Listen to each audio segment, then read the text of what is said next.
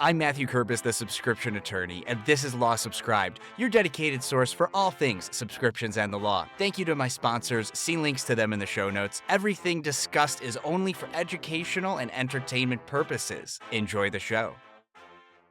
Very, very excited to have with me today somebody who reached out after listening to the podcast, and we talked a while ago, and I'm thrilled she's here with me on the pod now as a guest. Aisha Jorge Masson Gill, welcome to Law Subscribed.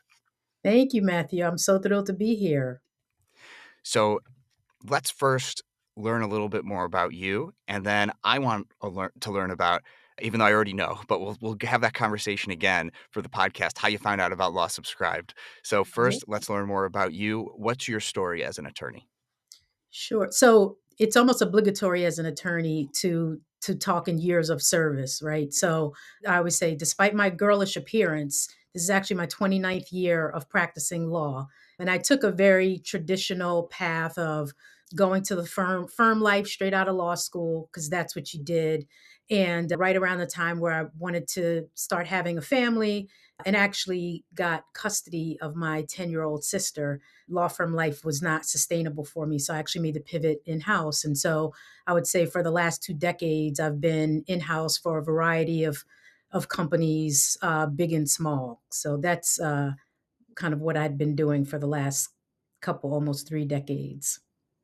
All right, well, let's stay there first, because every episode could be somebody's first episode of the podcast, even though at the time, like when this goes live, it will be into the hundreds of Mhm. episodes. So you had to pivot to in-house because that firm life was not sustainable. Let's talk a little bit more about that. Were you billing hours? I was billing hours. I wasn't particularly good at it. In fact, the first firm that I worked for, every Friday, the managing partner would send out a list and you saw everybody's hours like for the week. So imagine how fun that was to see how you were ranking against your peers every week in the billable hour life. I wasn't particularly good at it. Yeah, we did something like that at one of the firms I was with, where it wasn't like the actual amount of hours, because let's be real, like nobody's hitting their goals ever, but it was who's the top associate, who's billed Mm. the most or has their hours in, right? And they would do weekly, and then they would do who won for the month. And but even even tracking your time, like the partners that would do that didn't even do that every week or every month. Like it was even just like our billing hours is aspirational, doing that was aspirational. And it doesn't take into account, the non-billable work that they have you do, like research this article for, this organization or something that's not billable. Is very, very frustrating.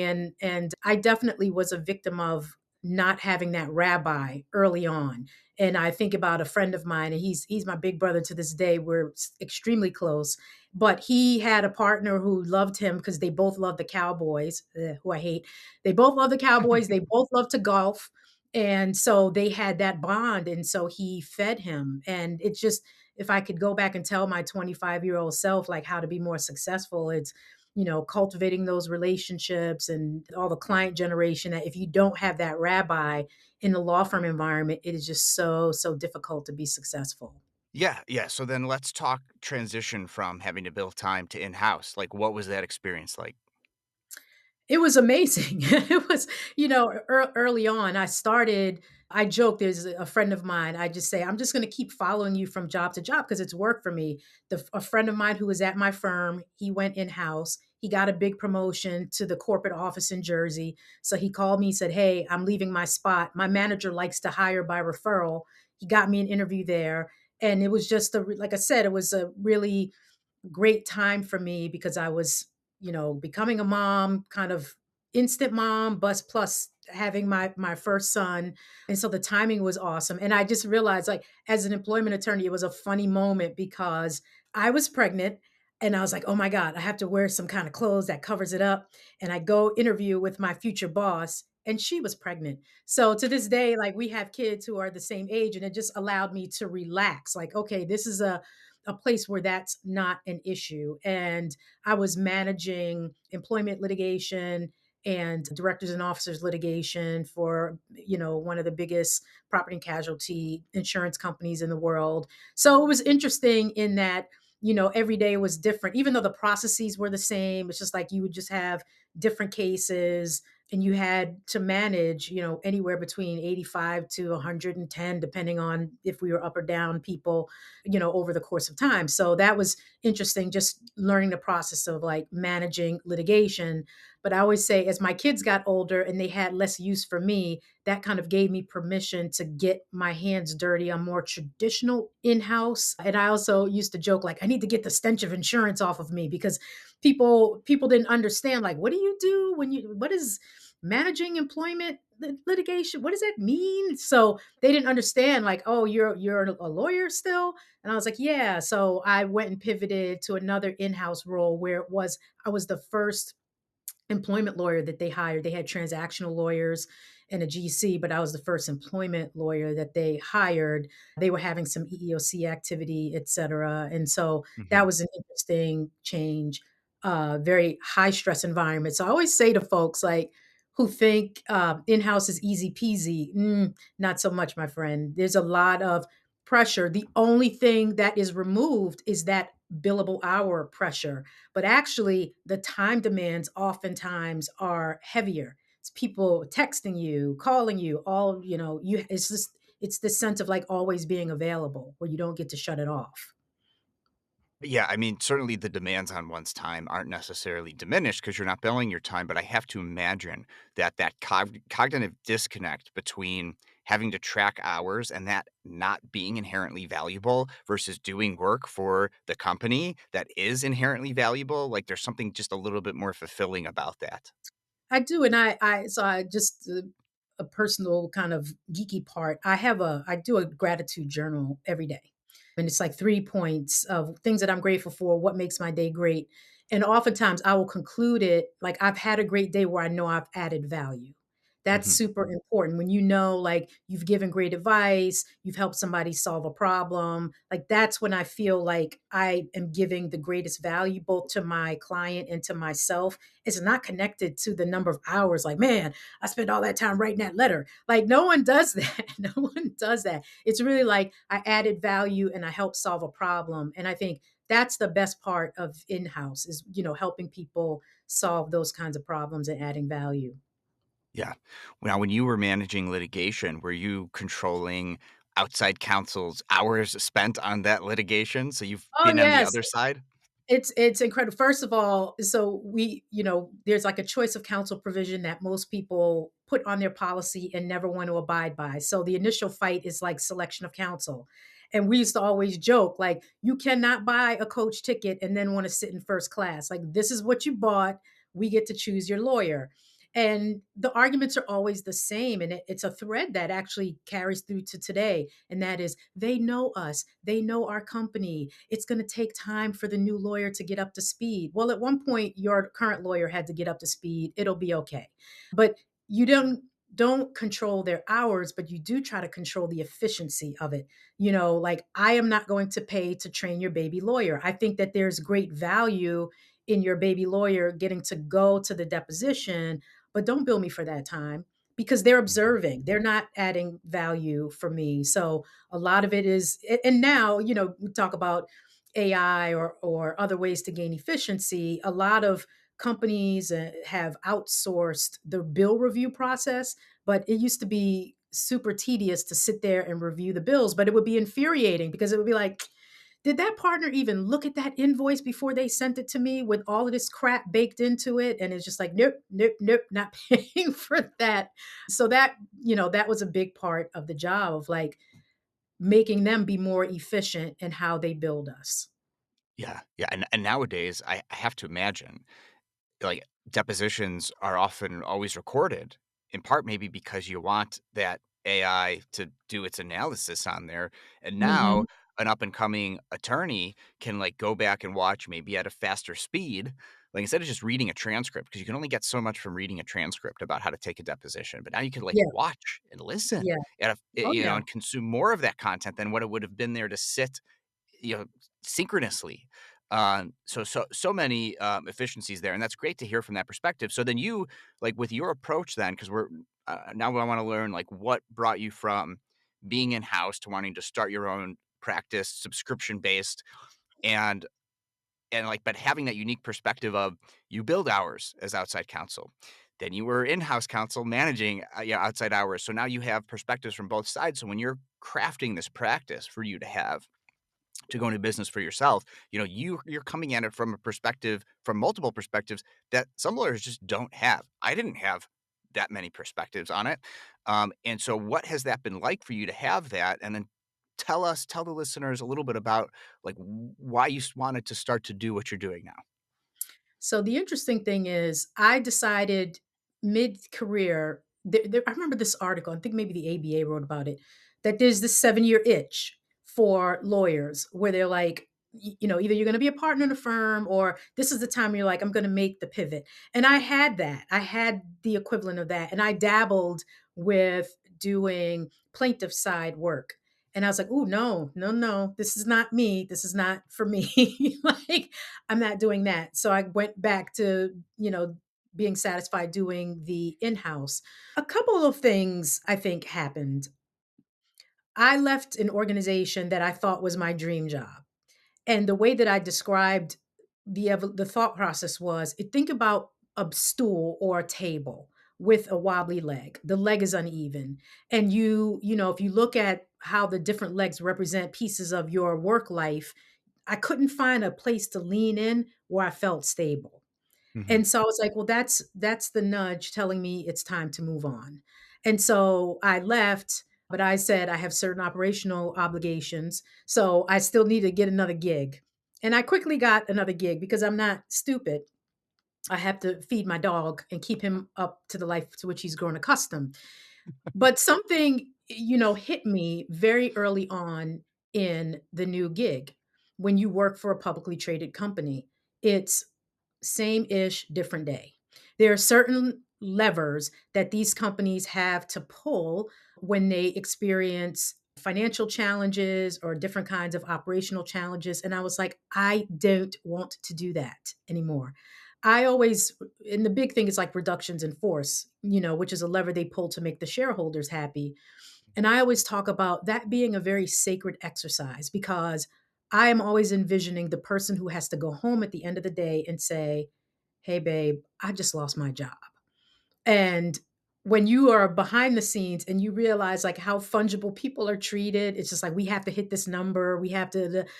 I was just like, it's a soulless exercise. And I really, in my grown up life, want to add value. The other piece is my need for connection. I'm in my fifth decade on the planet. And how I try to govern my personal life is, I don't want to be transactional. I'm really interested in being relational, whether it be in my personal relationships or my business relationships. And I said, I need to find something that feeds that. And so I said, okay, the other piece was, people kept asking me, do you ever do anything on the side? Do you ever pick up any cases on the side? And there was a woman who I worked with, she was head of marketing, and she DM'd me and she was like, I've got this small client and they realize they're big enough now that they need employment help. Do you do it? But I was still attached to the other company. And I was like, I can't. And then someone else asked me, do you ever take anything on the side? And I was like, eh. And I'm like, I'm getting all these signals that people value you, and you need to think about that. You're unhappy in this place. You can do it, but you're unhappy. And so that was really the genesis of why I was like, I need to think about what would that look like for me. And I have this thing on my wall that's over here that you can't see, but it says that growth and comfort can't occupy the same space. If you want to grow, you're going to be uncomfortable. So I can't be governed by my fear, right? Of, man, I have a good gig that's steady. I was like, no, we're going to try to plan and we're going to step out on faith. When I decided to step out, it wasn't originally on the subscription model. So even that was a bit of an evolution. But I am a voracious reader and consumer of podcasts. And I just found myself down these different rabbit holes. And so I found Kim Bennett initially. And I think Hmm. from Kim, I found you. I found Mr. Reeb. I found the gentleman who's in New Orleans, I think he's out of New Orleans. And so I just kept finding all of these, and I was like, this is great. Like, I can give people value. They don't feel like I'm nickel and diming. And the biggest obstacle from an advice and counseling perspective is people are scared to talk to the lawyer because they hear the ching ching ching. And I just laugh because I I have dealings with this amazing attorney at this huge firm, and he bills $1,600 an hour. So every time I'd call him, I'd be like, "Hey, here's a problem," because I'm hearing, and I was just like, "That's no way to live." So I'm like, I have to find a different way. Yeah. Yeah. Yeah. Spiro Law Group, Andrew LeGrand was the other lawyer you were Right. thinking That's about. that's his, yep, yep, Yeah. exactly. Yeah. Well, that's amazing, and yeah, Kim, obviously friend of the show. Fidu is the only tech platform that their main thing is to get lawyers Mhm, off the billable hour and use fixed fees and subscription, right? So they're in all my CLEs that I give. And so when you got started, then like, and I'm on your website right now. I mean, you want me to promote your website, right? Like, we're cool to. absolutely. Okay, all right. Sedgwickandrews.com. First of all, what's behind the name? Because I'm curious to know about the branding. And then, like, folks should go check it out. Link obviously in the show notes. You make it really easy to schedule click a button and schedule a call with you. That's something that I do on my website, Mhm. right? That every lawyer should do. You got your pricing listed, so you're in the contingent of attorneys who are putting out public pricing information. Talk about consumer client friendly, right? So, like, what's the inspiration then behind all this and like these decisions that you've made? So, with the name, Sedgwick Andrews is the intersection of two places that I grew up at in the Bronx, in New York City, where I'm from. I am a reformed point guard. And so the Sedgwick Housing Projects is where I honed my basketball skills. And it actually helped me be who I am today in the sense I always laugh. I said, I'm 5'3". Imagine I am 12 years old and I am on the basketball courts in New York City with men saying, I got next. Like, what kind of gumption does it take to do that? And, you had to wait for the big boys to leave the court. It was a whole process, but like, I would have next. And that was really important to me. So I talk about the fact that Cedric Andrews represents the grit and determination that a lot of small businesses have when they're trying to build their dreams. And I really firmly believe that those businesses should have the same kind of access to quality counsel that the big guys do. And what they Hmm. don't see is because they are so cost conscious, they don't see the value of that proactive nature. Like, let's get ahead of stuff. I have an awful saying, but people really get it. Where I say, once you go through the windshield, I cannot pull you back. So it's really important for us to talk about how can I help you up front. The idea of the pricing, I think you were a heavy influence of that. Another friend of your show, Lauren Lester, who is my coach, we also talked a lot about the value. And also, Robert Frost, I think it's Robert Frost, has a poem says, "Good fences make good neighbors. They keep people in and they keep people out." And so I really had to at first, I was really super nervous. Like, oh my God, people are not going to want to check it out because they'll see the prices and they'll be like, that's too much. Then that person's not for me because I have nearly 30 years of amazing experience and value to offer you. And I'm not going to sell myself short just to get a quick buck. It's not Hmm. for you yet. And maybe in time, you'll realize after you've been out there for a little bit that, oh, let me go back and check her out. So that is, my getting comfortable with the idea of putting the price in there. There's no hiding. And I think people find that very attractive. Yeah, yeah, and part of it is too is I mean your pricing I think is very reasonable. I mean it also depends on your target market and all that, right? But I mean we're starting at $800 a month for a emerging business, all the way up to 3,500 a month for established business. And look, prices are subject to change. These Mhm. episodes are recorded long in advance. Prices go up, prices go down. Now you're doing something that I think makes a heck of a lot of sense.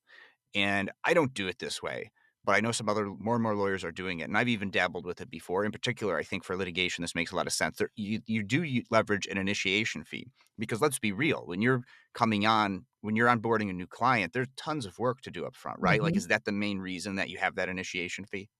It is, it's the primary reason, but it's also the psychology of your value. If there's anything, and I've, heard you talk about value versus time. I'm giving you value. And the last thing I've always heard people say, people are going to abuse your services. And so my thing is, if it's free, people don't value it. And so it's like, no, I'm giving you real value, and there's a cost that's associated with that. And so there is an initiation fee, because even the energy to take your documents and start to do an initial review of what you have and what you don't have, that, my it is time in a sense, but my exertion of energy has value, and I want to establish that very early on with my client. Yeah, yeah, and some other great things on here. So highly encourage that folks check out sedgwickandrews.com/pricing. Is you've done a really good job at defining your subscriber benefits, right? And there's different approaches to this. You do list all the benefits, or a significant chunk of benefits. And I don't even necessarily list all the subscriber benefits on mine. And I get inspired by guests too. And so I'm thinking about, like, oh, I like some of this stuff on here. Maybe I'm gonna adapt some of that. But what you've done, and I think this is, and these days, like when I got at the mid level and at the top level, you've got priority scheduling, unlimited scheduled calls. So that's a really great way to break that down. And that's just the first benefit mentioned in each one. Now, what I would do in Calendly, and I'm curious to know how you're managing this, is I would set up a unique calendar invite for that emerging business client that's unique to them. And you can now set in Calendly, you could only book 10 of these types of this appointment a month. And it's easy to do. And then you never have to worry that they're going over. And if they go over, if they want to go over, well, maybe you're no longer an emerging business, you're an expanding business, right? So, like, even just at that first subscriber benefit, you could easily see, okay, if they're utilizing your services, that's a great metric to say, okay, you're moving up a level because your needs are greater. Am I on to any of this? And then I'm curious to know, like, what tech are you using to confirm all of that and keep that within, talk about fences, right? Fence that in where it needs to be fenced in. Yeah. It's not been as much of an issue. I do have different categories of client calls, the initial consultation versus the 60-minute client, the 30-minute client, the emerging, because I found your your emerging business folks are the ones that will abuse your time the most, again, because they don't appreciate the value. If you have someone who's running a more sophisticated business, they don't have the time for you either, right? So, like, they want to be very, I have to move, I need you to answer this question, and I think they appreciate that they're not going to blow through the time. But what often happens is their issues are more pressing. And so for the larger size companies, like, they may not use it as much, but when they need you, they need you. And so Calendly is one that I've used. I tried some other things, but I just thought the interface for me was just much easier. I'm not a tech person like you, but you inspire me. The one thing that I like challenge myself is to try to embrace the technology. The one thing I will talk about is I don't think I could have done what I'm doing now 5 or 10 years ago, because of the way that technology has enabled a lot of the things that I do. Certainly not as a true solo.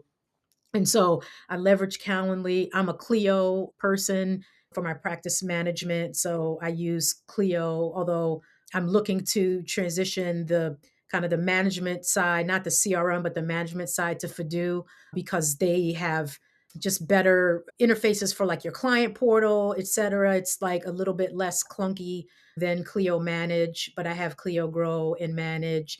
I have 650 thanks to you, and I got my discount, and they're amazing because of what I've heard you talk about before, the scale. Like, I had to dig out of a little bit of a CLE hole. I have a couple of licenses in Pennsylvania require CLE, and so they're really good with giving CLEs that are free, but you get your credits. But the updates that you get across 50 states is just really, really helpful to me.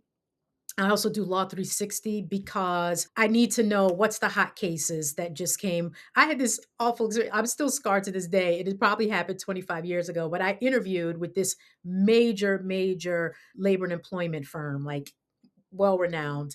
And I had amazing interviews with like panels of 6 people. And I was like, I got this. But the partner, I had missed a recent decision that came out.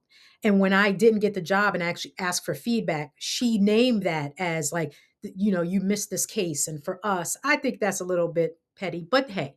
But I said, but it was a good lesson learned of like, you have to stay on top of this stuff. So, Mhm. but I also wanted to get behind the paywall for Law 360, not just seeing the headline, but if I actually wanted to read the brief or read the article in greater depth, I do that.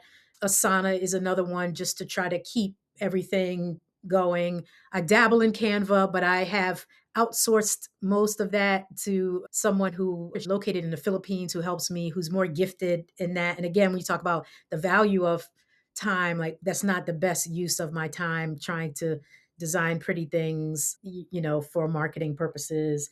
And then like QuickBooks, just for the money part. And I do Clio Pay. I use that to get paid. I mean, Aisha, what I'm hearing is if there is a playbook for starting a subscription-based tech-forward law firm, you are following that playbook, right? Like, Thank you're you. Yeah.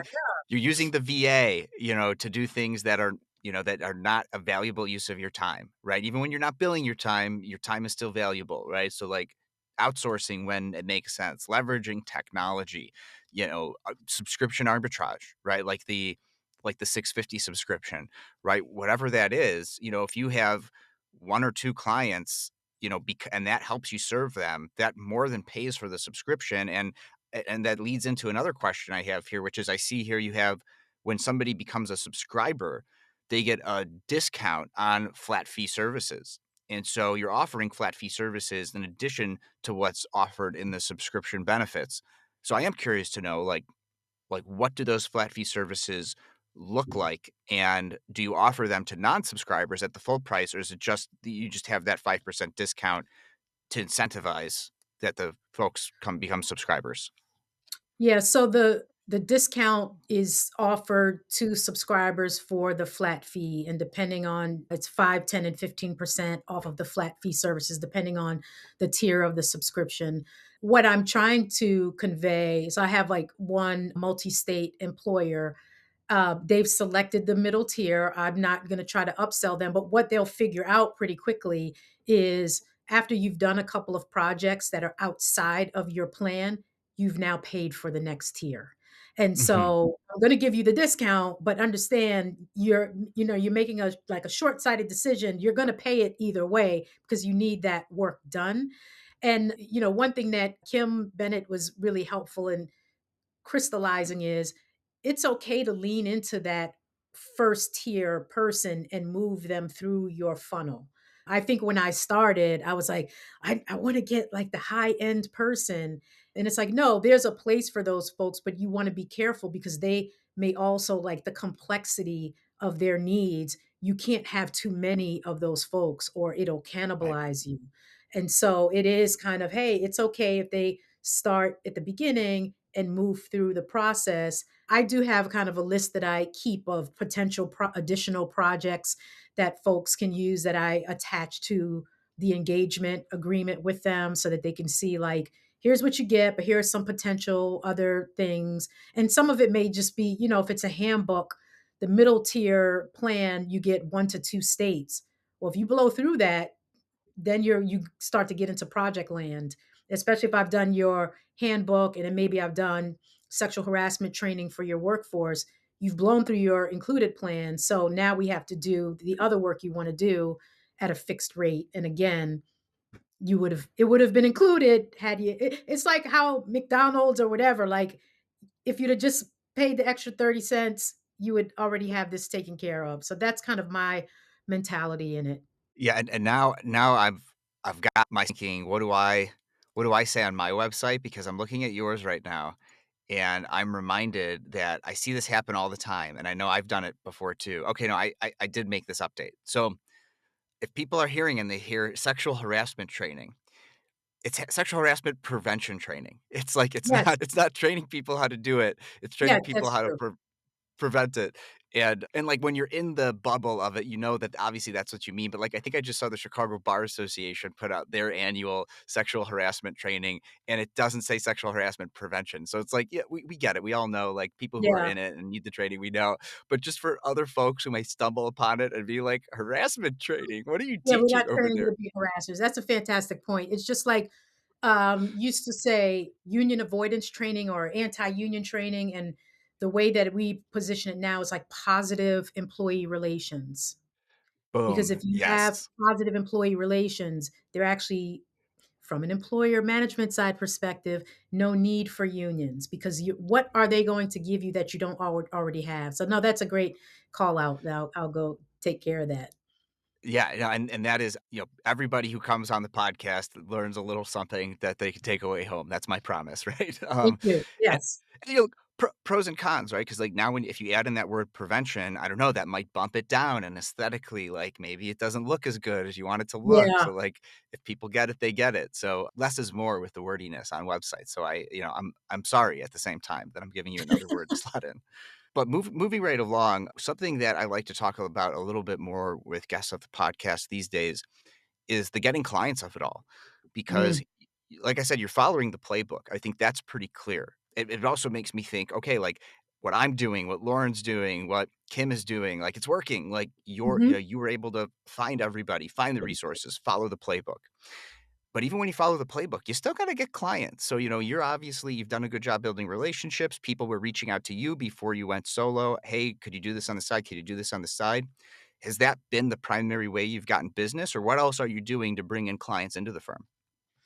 Yeah, so I am a naturally impatient person. I believe and I know that I'm doing all the right things. That doesn't mean that it's happening at the pace that I would like. But and I would add, one of the interesting things for me is like I have a really good reputation nationally for speaking on these things. So 2 weeks ago or a week and a half ago, I was speaking at the ABA's Labor and Employment Conference. Another month ago, I'm with the American Employment Lawyers Council in California. But having to flip it and reverse it and be local has been a challenge because my connections are with these big companies. And so that's been a bit of a challenge. So to date, it's been a lot of organic leveraging relationships. And then some is just dumb luck. I was working out at my gym. This woman who is a friend, she's a professor at a college here, was giving me a hard time. She didn't see me. And I was just like, well, get your mind right because I'm about to be gone again. I'm about to go on the road. And they're like, what are you doing? I said, I'm a lawyer. I speak because I don't go around being like, I'm a lawyer. I just work out. And so they're like, you're a lawyer. And this other woman we know, she's, oh my God, we're like looking for building a relationship. And we're tired of just doing this like lawyer here, lawyer there, really looking for a relationship. And I said, that's what I do. Would love to have this opportunity to chat with you. And I immediately sent her off some of my materials that I have already in the can. And then we did a prep, I mean, an intake session, needs assessment. And they were saying, like, oh, I said, well, what's your timeline for making a decision? And they gave me weeks and weeks and weeks. And then the next day they were like, we'd like to hire you. And so that was just like dumb luck, right? And the funny thing, they stood me up. So this is also a lesson for your listeners. The first meeting we had scheduled, I don't know, some emergency happened. And they literally, I was sitting on the Teams meeting waiting for 30 minutes. And I was like, I'm on the line.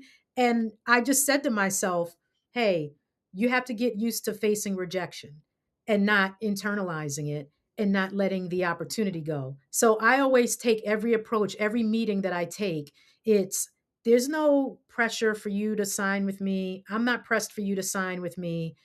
I'm going to tell you what I offer. I'm going to tell you the value that I bring. Sometimes the timing is not right. So my biggest thing is telling people what I do and asking them if they know people who they think can use my services. So that's kind of the old fashioned organic because all that I've heard from many lawyers is it's the referrals that are like the highest quality leads that you get because in a sense they've already been pre-qualified by someone else.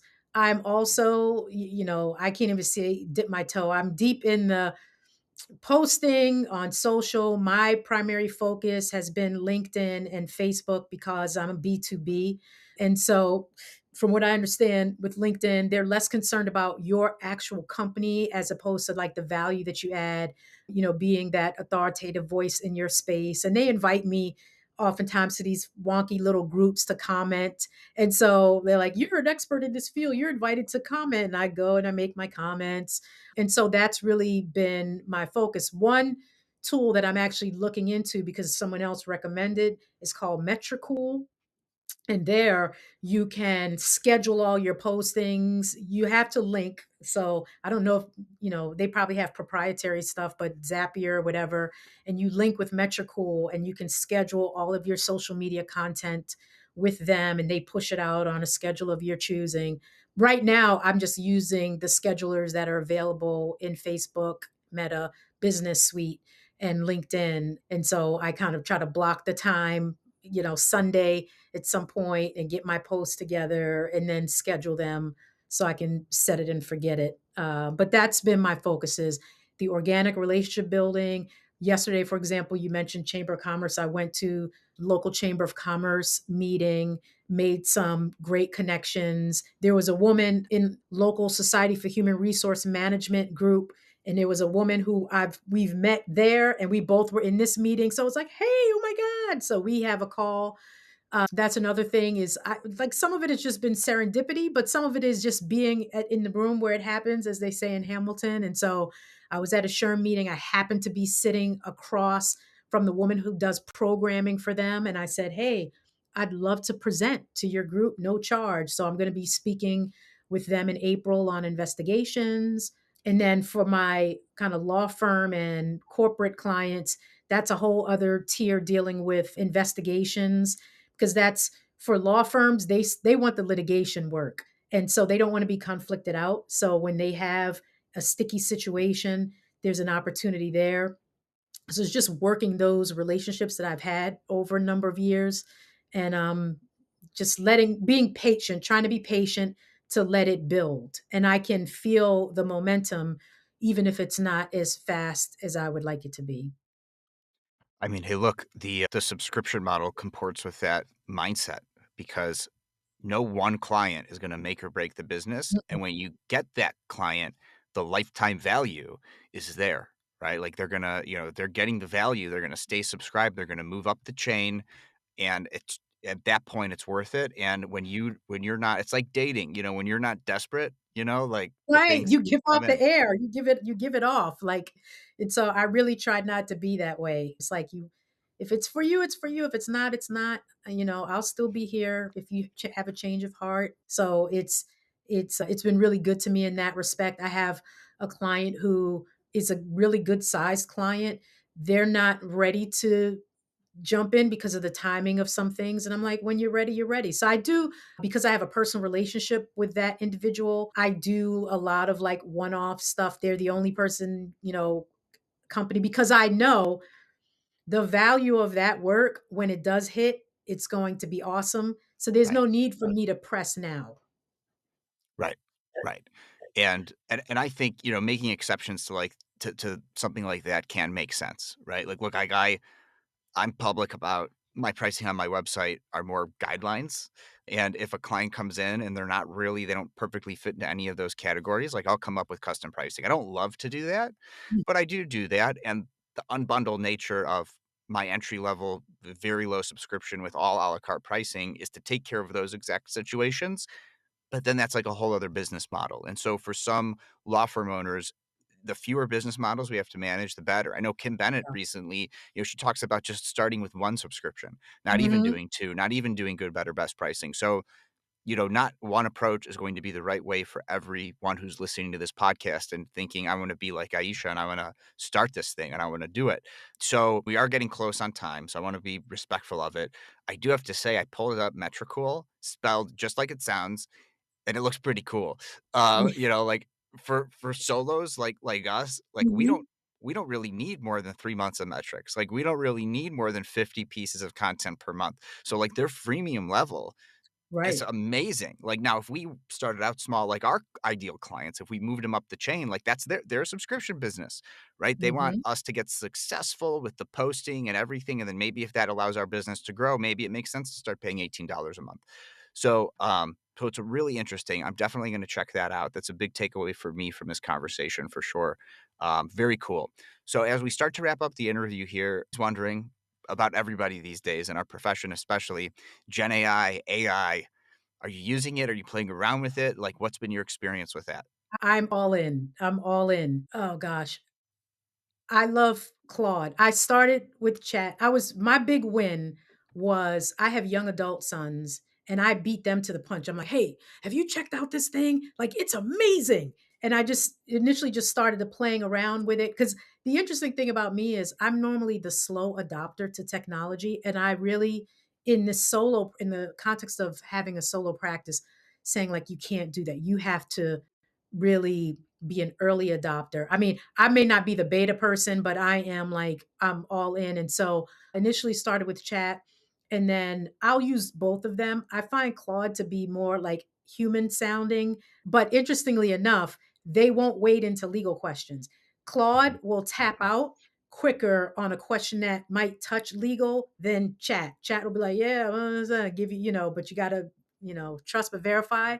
And so I love that. And there are a couple of there's a guy Jonathan Mast on Facebook who does a lot of free content, but he's like the AI guru. And so I just try to consume a lot of what he does and just really like because he's like the prompt king, and that's what you realize.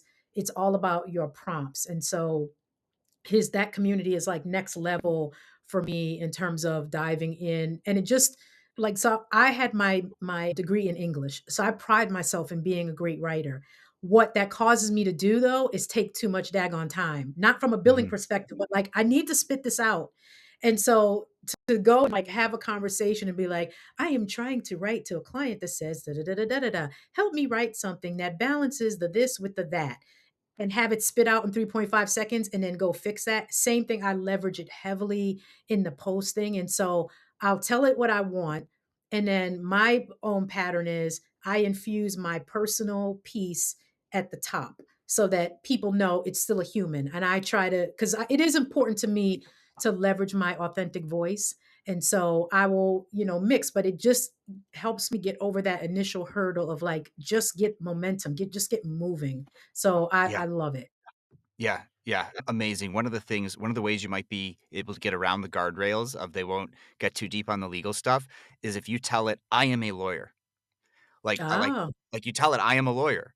So, like, they don't it's not giving legal advice because you're the person who's interfacing with it, and Damian Real will say sometimes, "But you are a lawyer, so am I." So, like, ah, I it love takes that.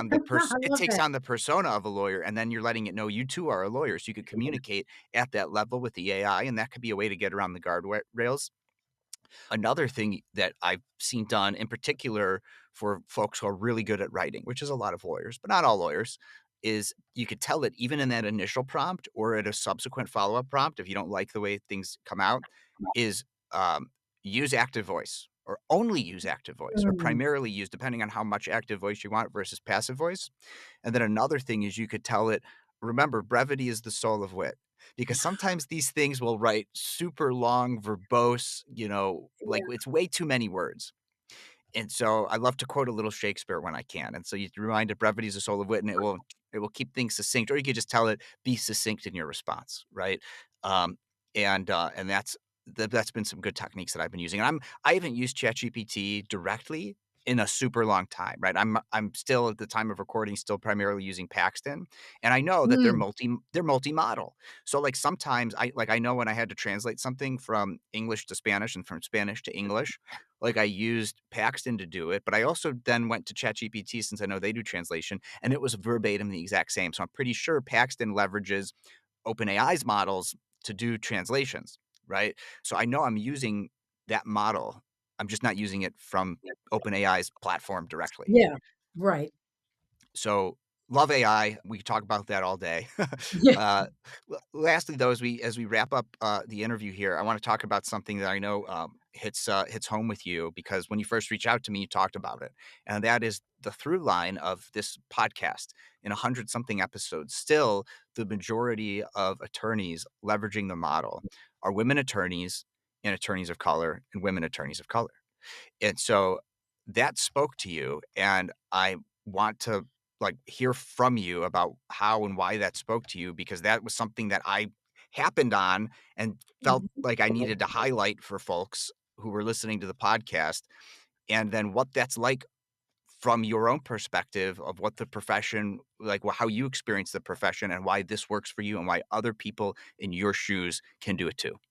No, thank you for that question and the observation because it did speak to me. And I hope what comes through to you and the listeners of this episode is value. And value is not only about the services you provide, but it's like your value as a person. And I think for women and attorneys of color in these spaces that are predominantly male and predominantly white, you can really struggle with that. And you hear people talk about imposter syndrome and all of that good stuff.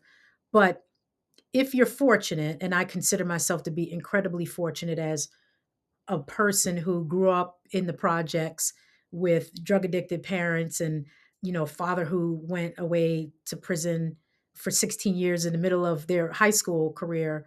I joke with my kids and I say, I'm a walking effing miracle. You understand?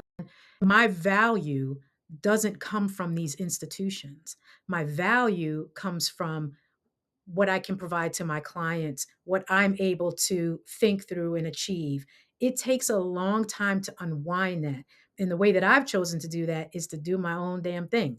I have chased all of the titles and I've done all the corporate America things where it's like I was associate counsel and I was managing counsel and I was senior director and I was vice president of a major, major global organization. And yet and still, I got to the point where I was left feeling empty. And you realize like your value comes from you. And so I think you have to walk in that truth. There was a post on LinkedIn that I commented on yesterday where a woman was talking about her hair and the things that we have to go through as Black women to be worried about other people's comfort around things that are innate to us. And I'm over that. But I am really fortunate to be delivered from that. And this is the vehicle for me. And it is an incredible sensation that you feel. People will ask me, like, have you been scared or nervous about your firm? And I said, yeah, there was a time when, I like having a couple of dollars. I'm not gonna lie about that piece. I like having a couple $100, but like I don't have fear about it because I'm walking in my truth of knowing what my value is. And I think for women and people of color, like it is a process and you just have to know that and doing my own thing has been the most excited I've been in my entire life. So that's how it's impacted me. Yeah, amazing. I mean, we're not gonna get any better than that. It does remind me though of how you were talking about how, these big companies, they do layoffs and they do it for the silliest reasons, like for shareholder approval. And so the fact that you think you have a comfortable job in a traditional gig, it's really just illusory.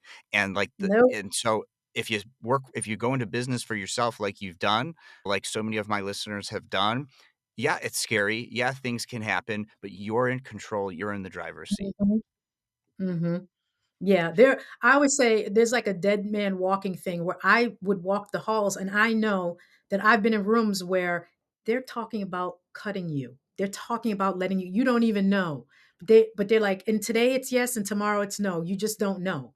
And that I was just like, I can't abide in that anymore. It's just that's not I'm part of my job. I always tell people I have a sober job, but I'm a good time if you get to know me. So it's not like I don't walk through life, knowing like, hey, you have to advise people on terminations. That's the gig.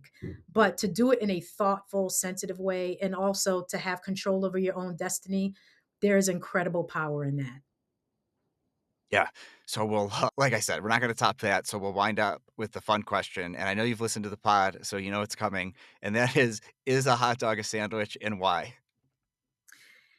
As a New Yorker, I'm going to declare it so that it's done. It is not a sandwich. It is its own special category. And, I'm half Puerto Rican. It's not always in the bread. Sometimes we mix it in rice and beans. It can be a number of different things. It is its own category of a thing, and I'm going to leave it at that. Love it. If people wanted to reach out, get in touch, learn more, where's all the places to find and follow? Sure. So if you wanted to DM me, I'm on LinkedIn. I also have a website, topemployermistakes.com. I have a great free resource if you wanted to download the when you talk about avoiding issues, it's topemployermistakes.com that you want to avoid. And then on my website, sedgwickandrews.com. That's a great call to action. I'm going to check out that website as soon as we're done here. All right. Well, one last time, Aisha, thanks again so much for coming on the show. Matthew, thank you so much for having me. I really appreciate it. And that's a wrap. Thanks for tuning in. Make someone's day by sharing this episode with them. The best way to get in touch is to follow and message me on LinkedIn. To get extra content, subscribe to the newsletter at www.lawsubscribe.com, where you can also become a paid subscriber to get episodes and content early. Until next time, this is Matthew Kurbis with Law Subscribed.